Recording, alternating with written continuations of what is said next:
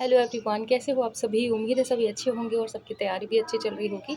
आज की video special है आंगनवाड़ी वर्कर्स के लिए, क्योंकि आज उनके कट ऑफ मैं उनको बताने वाली हूँ। और जो सीधी भर्ती से लड़कियां हैं या जो भी तैयारी कर रही हैं या इनके एग्ज़ाम हो चुके हैं, होने वाले हैं, उनको भी एक कार्यक्रम है जिसको मैं आज दिखाना चाहती हूँ। वो है हमारा पोषण भी और पढ़ाई भी, है ना, दोनों ही चीज़ें हैं। ये एक प्रोग्राम एक आया हुआ है जिसकी 3 दिवसीय ट्रेनिंग चल रही है और आज मैं वहाँ पे गई हुई थी, ट्रेनिंग मैंने अटेंड की है। तो मैं कुछ इसकी क्लिप्स भी आप लोगों से शेयर करने वाली हूँ, ताकि आप लोग जिस विभाग का हिस्सा बनने वाले हो, आपको एक आइडिया हो जाए कि वहाँ पे किस तरह की गतिविधियाँ होती हैं। क्योंकि कार्यकर्ता तो नहीं, आप सुपरवाइज़र्स बनने वाले हैं, तो आपको पता होना चाहिए कि आपको क्या-क्या वहाँ पर करने को मिलेगा, क्या-क्या देखने को मिलेगा। क्योंकि अगर आप सुपरवाइज़र बनते हैं, तो आपको भी ऐसे प्रोग्राम का हिस्सा रहना पड़ेगा। जैसे आज के कार्यक्रम में मेरी सुपरवाइज़र भी वहाँ पे थी, है ना? उन्होंने ही ट्रेनिंग हम लोगों को दी है, क्योंकि अगर आप सुपरवाइज़र बनते हो तो इस तरह की ट्रेनिंग आपको अपने कार्यकर्ताओं को देनी होगी, जो मुझे मेरी सुपरवाइज़र ने आज ट्रेन किया। ठीक है, तो वो मैं आपसे क्लिप्स शेयर करने वाली हूँ। तो चलिए सबसे पहले स्टार्ट करते हैं उन्हीं क्लिप्स के साथ। जैसा कि आप इस क्लिप में देख सकते हैं, कितनी सारी कार्यकर्ता हैं यहाँ पर, जो कि यहाँ पर मौजूद हैं ट्रेनिंग के लिए। और यहाँ पर हमारी सुपरवाइज़र्स भी हैं, 2 सुपरवाइज़र, 2 सेक्टर के कार्यकर्ता हैं, तो उनके लिए 2 सेक्टर की ही सुपरवाइज़र्स भी यहाँ पर हैं, जो उनको ट्रेनिंग दे रही हैं। पहले सुपरवाइज़र्स की ट्रेनिंग हुई थी और फिर वो कार्यकर्ताओं को ट्रेनिंग दे रही है। यहाँ पर मैं भी मौजूद हूँ। आप लोग मेरी भी देखेंगे, यहाँ पे आपको दिख रही होगी क्लिप। तो हम सब यहाँ पे ट्रेनिंग ले रहे हैं और ट्रेनिंग लेने के बाद यहाँ पर लंच भी हुआ। सब लोग देख सकते हो, ग्रुप में लंच भी यहाँ पर कर रहे हैं। और काफ़ी अच्छा अनुभव रहा। हम लोगों ने यहाँ पर कुछ एक्टिविटीज़ भी की, कुछ क्राफ्टिंग का काम भी किया, काफ़ी कुछ एक्टिविटीज़ देखने को मिली, सीखे हम लोग, ताकि हम लोग बच्चों को आगे जाके सिखा सकें। तो ये एक्टिविटी थी।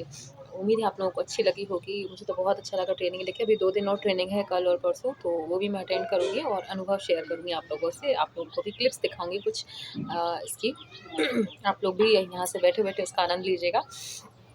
तो चलिए, ये हो गई आज के ट्रेनिंग की बात, जो कि आप लोग भी अपने कार्यकर्ताओं को आगे जाके दोगे। और अब स्टार्ट करते हैं हम अपनी जो कार्यकर्ताओं की डिमांड आ रही थी कि आप हमारी भी कट ऑफ बताइए। जैसे कि खुली भर्ती की कल मैंने उनको दिखाया हुआ था कि कितना कट ऑफ जाएगा, तो आज मैं आप लोगों को कार्यकर्ताओं का दिखाती हूँ, जो ऑलरेडी आंगनवाड़ी कार्यकर्ता हैं, जिनको 5 वर्ष का अनुभव है और जिनको आरक्षण मिला हुआ है, उनको किस तरीके के जो कट ऑफ देखने को मिलेंगे। तो चलिए स्टार्ट करते हैं। सबसे पहले अपन जनरल का लेके के चलते हैं, कि जो अभी तक मुझे समझ में आया है कि जो कार्यकर्ता हैं, अगर वो जनरल से हैं, तो उनका जो कट ऑफ है वो 160 से 165 तक जा सकता है। कंपटीशन देखो कार्यकर्ताओं में है, काफ़ी टाइम से काम करते-करते उनको अनुभव हो गया है और उनके एग्ज़ाम्स भी बहुत अच्छे गए हैं। तो 160 से 165 के बीच में जनरल का रह सकता है। और इसी जनरल में अगर कोई महिला पीडब्ल्यूडी कैटेगरी से आती है, अगर हैंडीकैप्ड है ना, तो उसका जो कट ऑफ रहेगा 152 से 155 के बीच में रह सकता है जनरल से, ठीक है।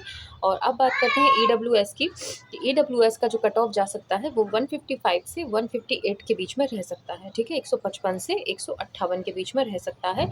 और इसी कैटेगरी में अगर कोई महिला हैंडीकैप्ड है, पीडब्ल्यू कैटेगरी से आती है, तो उसका जो कट ऑफ है वो 148 से 150 तक जा सकता है।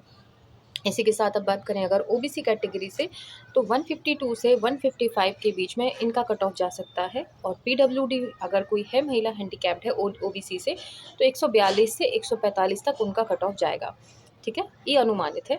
इसके बाद अगर एससी कैटेगरी की बात करें, तो एससी कैटेगरी में 148 से 152 के बीच में जाएगा, 148 से 152 तक के बीच में। और इसी में अगर कोई महिला पीडब्ल्यूडी कैटेगरी से आती है, तो 138 से 140 तक उसका जा सकता है कट ऑफ, ठीक है।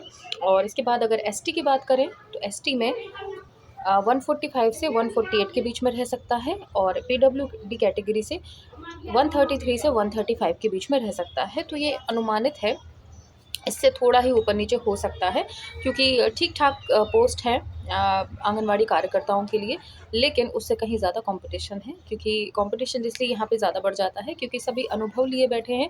जिस टाइप के क्वेश्चंस आया हुआ था, वो मोस्टली उनमें से गतिविधियाँ वो कराती रहती हैं, तो उनके लिए थोड़ा-सा ईज़ी पड़ गया था क्वेश्चन।